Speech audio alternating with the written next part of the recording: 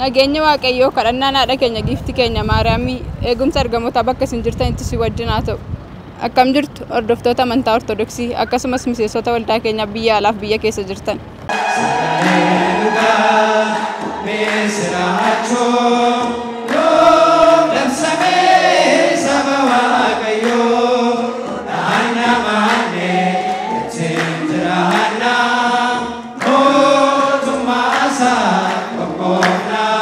Galma kana keessatti baay'attanii toosin arguun kiyya gammachuu guddaatu natti dhaga'ame.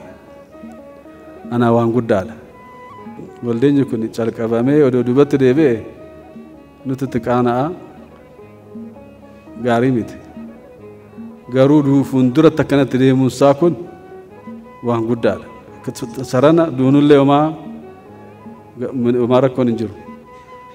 Yeroo darbe keessa nu ajjeesuudha nutti yaalanii anaa fi akkuma qasiis duratti dubbatu sanitti Waaqayyo nu eegeet nu gargaaree jala nu baasee malee asirra har'a guyyaa har'aa kanaas dhaabbachuu hin dandeenyu.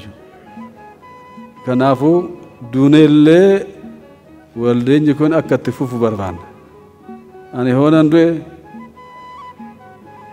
hojiin kun itti fufuutu irra jira.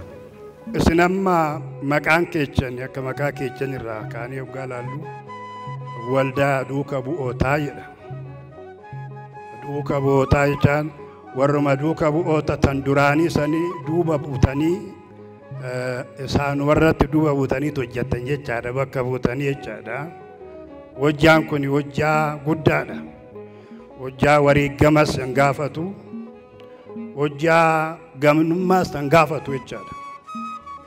Gogummaallee hin gaafatu. Manisootaa keessatti bataksaan yeroo afaan Oromootiin waggaa 2 guutuu wal lolaatii turree booda qulqulluu sinoodosillee nu deeggaree bataksaan seeraan banamee jira. Waaqayyo galanni isaa haa ga'u.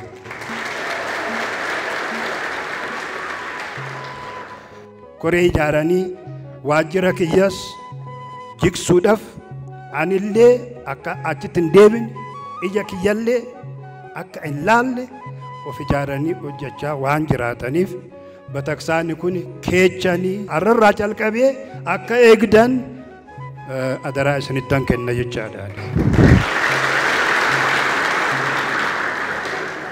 Waaqayyo fakkaachuudhaan obbolummaa irratti immoo jaalala dabalaa. Namni kan hin qabaanne jaamaadha. Jaalala dhabnee jaamaa ta'urraa Waaqayyo nu haa eegu. Jaalala dhabnee jaamnee akka hin jiraanne Waaqayyo nu haa eegu. Ani furmaanni qorichi mana amantii Ortodoksii Itoophiyaa isin yookaan immoo waldaa kana sirriittan itti amana. Har'aa miti anan jedhe gaafa baay'een dubbachaa ture.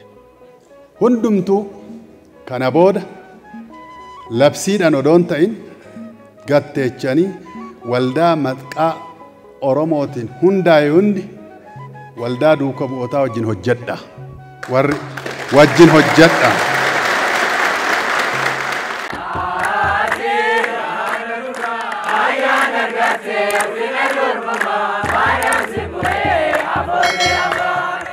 Akkuma arginu fiilmiin dookumentarii waldaan duuka bu'ootaa eessaa garamitti mata duree jedhuun qophaa'e yeroo ammaa kana keessummoota isaa do'ataati jiru. Hanga xumuraatti hordofeen ture. Fiilmicha keessatti seenaawwan nama boochisanii fi nama boonsisan baay'ee isaaniitu jiru. Kan dura sabni Oromoo amantaa kan akkamiin qabataa akka ture, maalirra akka ture, seenaan immoo akkamitti isa dhossee akka ture, jaarraa kam keessa immoo akka dhokkatee fi amma immoo maalirra jira fiilmii dookumentarii qophaa'e kanarraa sirriitti hubadheen jira jechuudha. Egaa asitti kan arginu immoo waraqaa ragaa manni lubummaa waliigalaa waldaa duuka bu'ootaaf kennedha. Waraqaan kunis kan kennamee fi waldaan duuka bu'ootaa kitaaba manni amantaa ittiin bultu yookiin qaala awaadii yookiin immoo afaan Oromootti jecha labsii jedhamu gara afaan Oromootti hiikuu isaatiin waraqaa ragaa kana manni lubummaa waliigalaa waldaa keenyaaf kennee jira. Waldaa duuka bu'ootaa akkanatti suurawwan amma kanaa duwwaadhaan ibsuun hin danda'amu. Garuu wantoota baay'ee nu yaadachiisa. waan ijoo ta'an waldaan kun waggoota kurnan darban keessa darbe kan agarsiisanii walii galatti garuu suuraan barreeffama seenaa ta'e ofii dubbataa namni isa dubbisa jechuudha.